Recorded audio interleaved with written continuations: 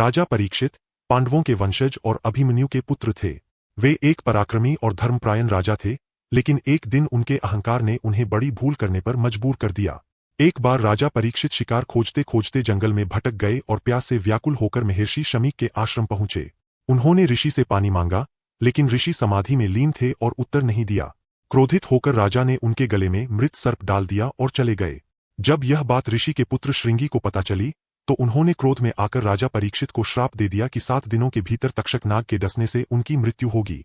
यह सुनकर राजा ने मृत्यु से बचने के लिए कड़े सुरक्षा प्रबंध किए, लेकिन तक्षक नाग ने एक ब्राह्मण के वेश में जाकर महल में प्रवेश किया और राजा को डस लिया। इस प्रकार राजा परीक्षित की मृत्यु हो गई। इस घटना के बाद उनके पुत्र जन्मेजय ने नागों के विनाश के लिए सर्पसत्र यज्ञ किया, लेकिन आस्तिक मुनि ने इस यज्ञ को रोककर नागवंश को नष्ट होने से बचाया। तो देखा आपने कैसे एक राजा की छोटी सी भूल ने उसे काल के गाल में पहुंचा दिया, और कैसे एक पुत्र ने अपने पिता की मृत्यु का बदला लेने के लिए पूरे नागवंश को चुनौती दे डाली। यह सिर्फ एक कहानी नहीं, यह है एक सीख कि हर कर्म का फल निश्चित है। अगर आपको यह कथा प्रेरणादायक लगी हो तो अभी लाइक का बाण चलाइए, अपने विचारों का तीर कमेंट में छोड़िए और ऐसी ही शक्तिशाली पौराणिक कथाएं सुनते रहने के लिए हमारे चैनल को सब्सक्राइब करना न भूलिए, क्योंकि यही तो है हमारा साथ, आपकी शक्ति।